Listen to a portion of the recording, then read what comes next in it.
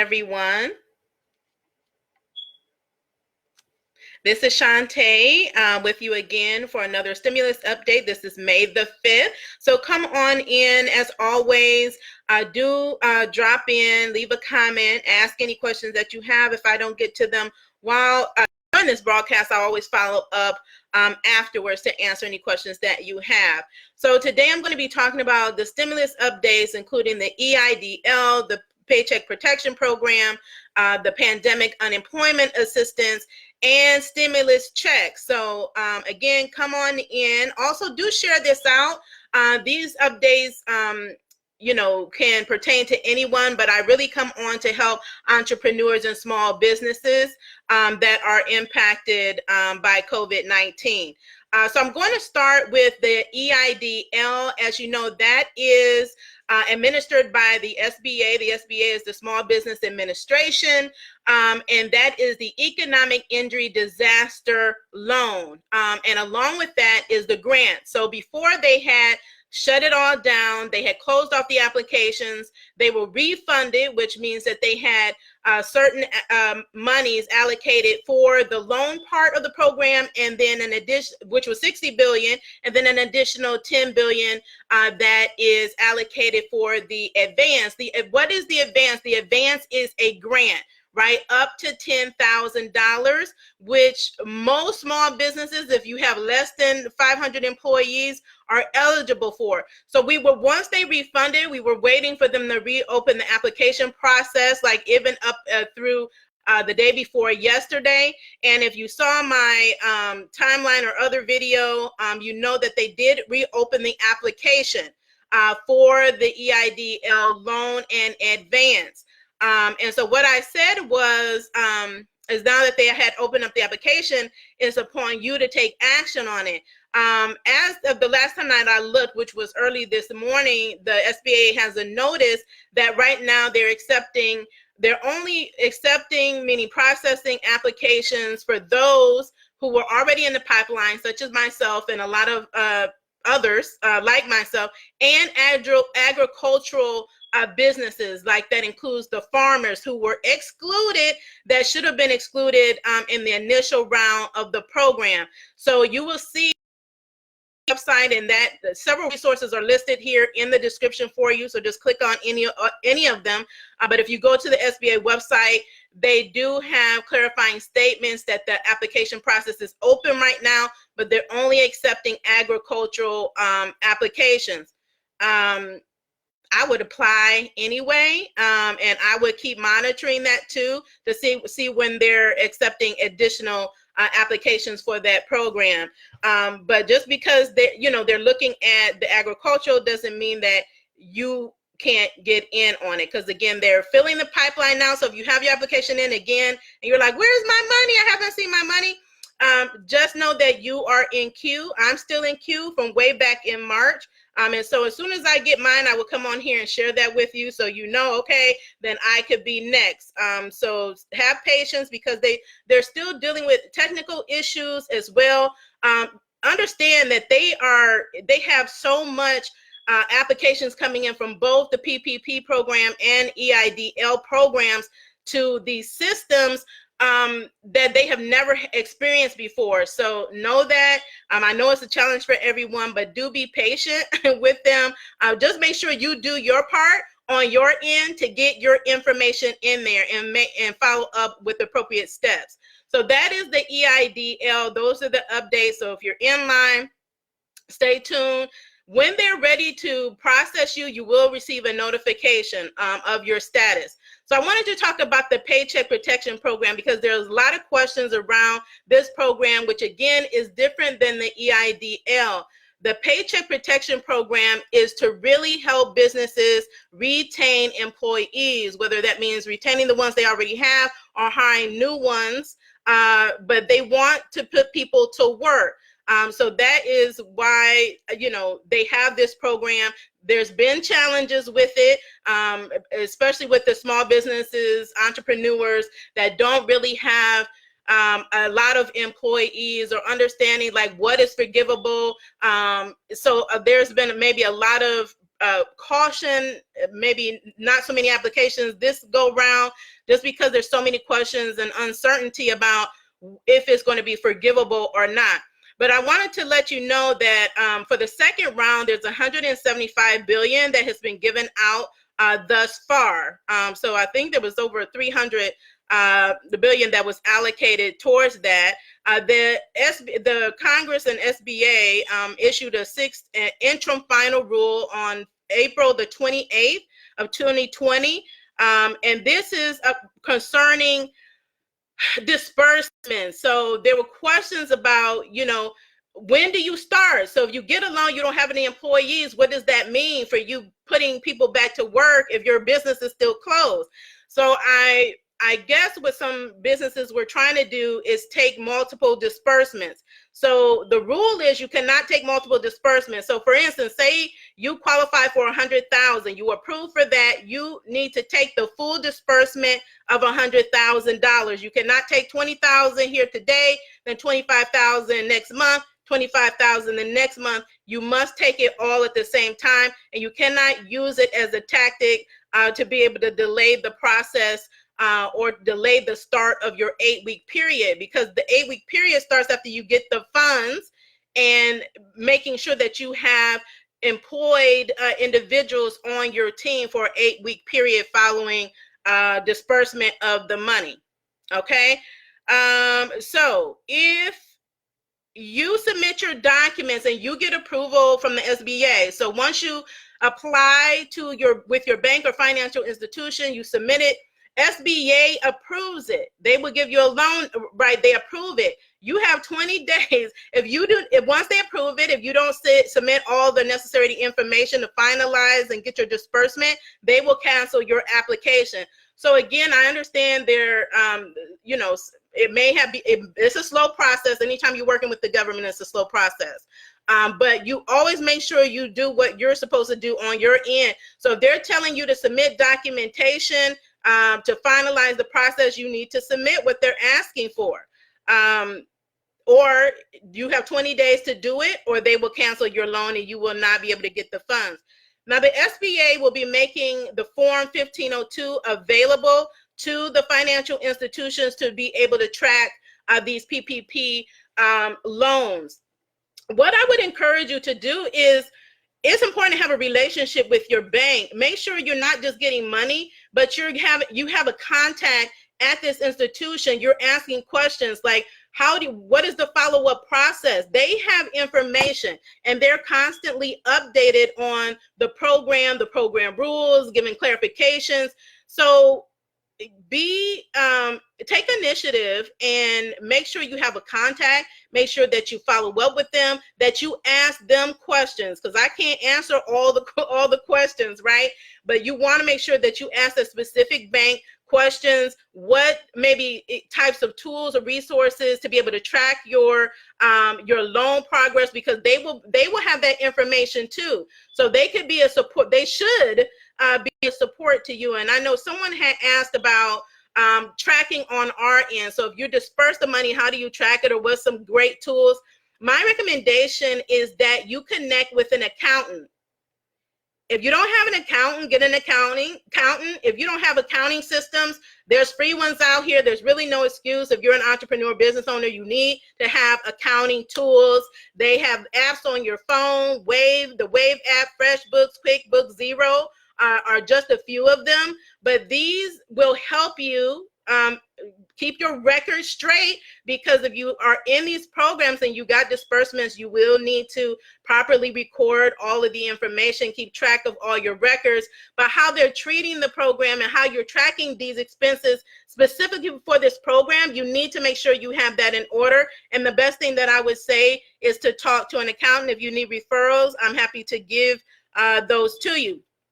Another key thing about the Paycheck Protection Program is that as of right now, the expenses, okay, so say you're paying for expenses with the money that you receive through the Paycheck Protection Program, they are not tax deductible as your normal expenses would be, okay? Again, your PPP expenses, so you use the money to pay the expenses, and you think you're going to deduct that on your taxes, on your 2020 taxes, you can't do that as of right now. So they are not deductible.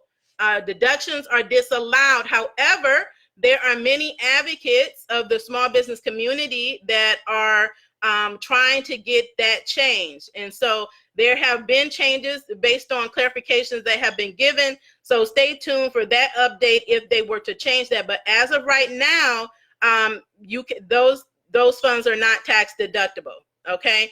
And in my opinion, these programs, they all need to be grants. I know, again, is challenging understanding these programs and making sure you get access to the money. A lot of us have been left out, but I'm trying to share with you where to go, how to get it, and to really assess if you need it. What programs make sense for you? Like someone asked me yesterday, the Paycheck Protection Program really didn't make sense for me. But, you know, as a small business consultant and trainer, I keep up on it so I can share the information for you. So what works best for me is applying for the EIDL, other grants, which I have done, and also the pandemic unemployment. Okay, so let's talk about the pandemic unemployment, because I put out a post yesterday about some of this information. So pandemic unemployment, if you receive yours, please do comment. But I know some of you, like a while ago, applied, you were disqualified. Again, pandemic unemployment assistance is from the federal government. It is separate from your state, although your state will administer it. So every state is different in how they're administering the program, the systems that they're using is not consistent across the board. So you really have to be in contact with your state unemployment office. So I'm in the state of Ohio. I've already pre-registered as a self-employed person to be notified once the systems are ready. So we have been advised that the system should be up and ready mid-May. Mid-May is upon us. So next week, I'm anticipating to hear that the application process is open. So know that you will qualify under the pandemic unemployment assistance. It's the same program, federal program, that is providing the additional $600 a week on top of regular benefits. Okay, so again, look out for that. So that's something, and just be mindful of how you're using this money. My recommendation is not get spend happy, but you need to make sure that you have cash on hand. Is going to be very important, because we don't know how long this pandemic is going to last, and how long we will be impacted. So just be aware and really wise about how you're using the money, the monies that you're given, right? So that is the pandemic unemployment assistance. If you have not applied, I would encourage you to go apply, because so many people ask me, like, who qualifies? Just about every small business qualifies for these programs if you have under 500 employees, both nonprofit and for-profit, right? Even if you're a sole proprietor, okay, you're self-employed, you're independent contractor, you're 1099, which a lot of you don't even know that you're a business, but the government considers you a business. So consider that a blessing that you get these benefits that you would not have normally gotten, unemployment, but now you're able to do so. So I would recommend, if you didn't get the PPP, or if you didn't apply for that and that didn't make sense for you, apply for the unemployment benefits, okay?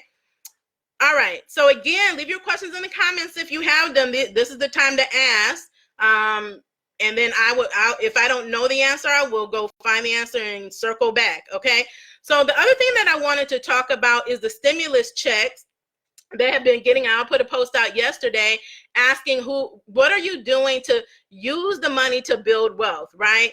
And so some people have said they still haven't gotten their checks. Well, if you haven't received your check, you can go to the IRS website at www.irs.gov.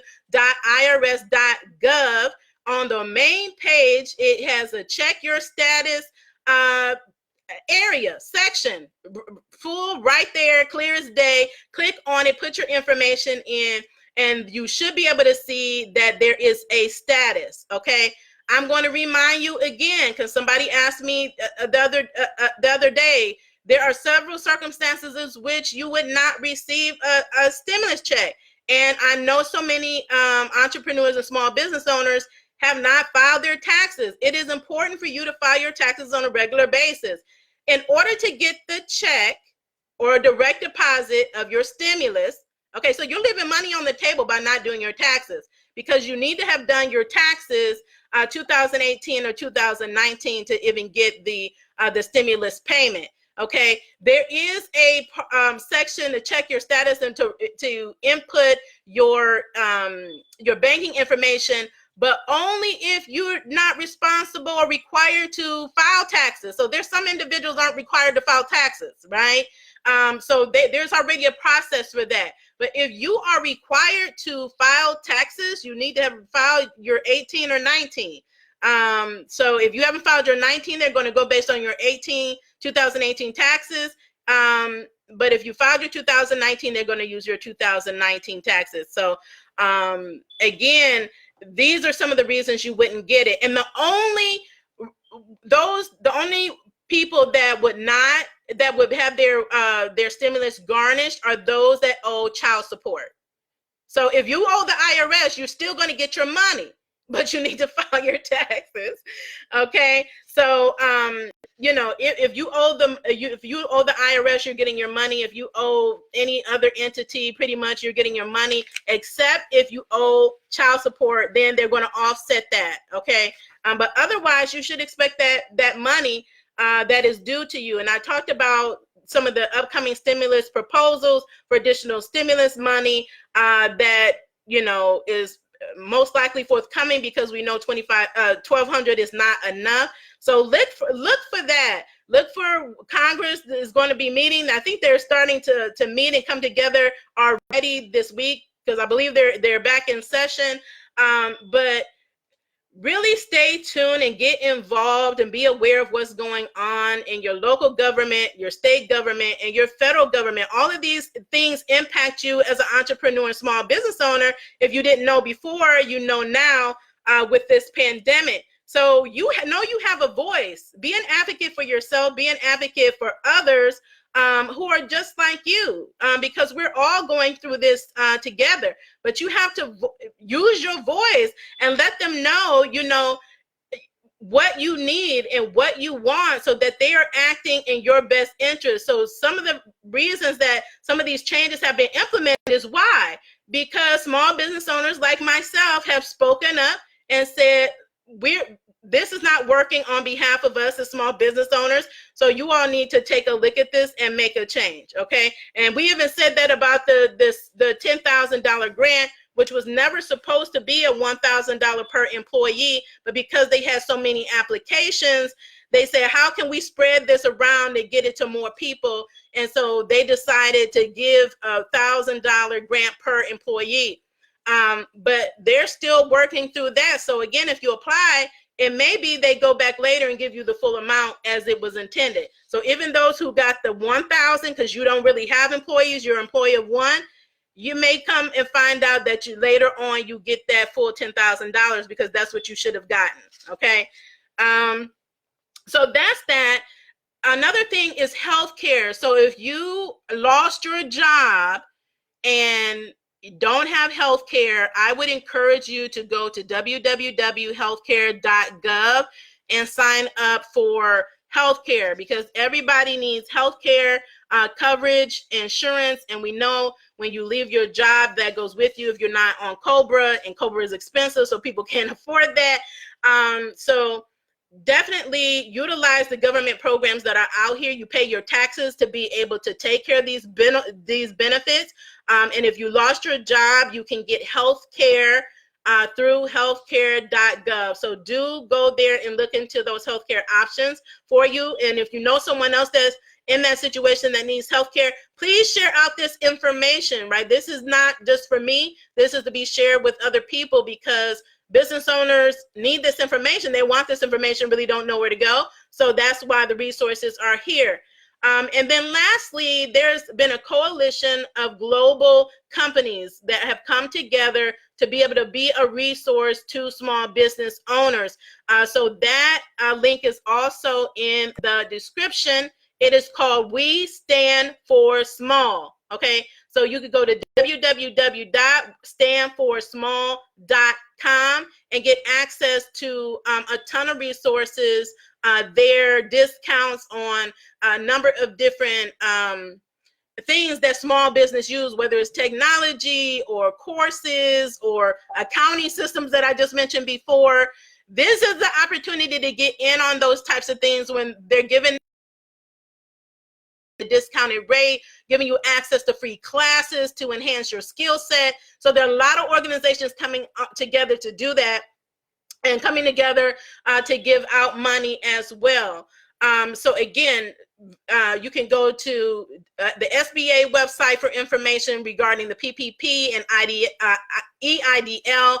Go to the IRS website to check on your stimulus check.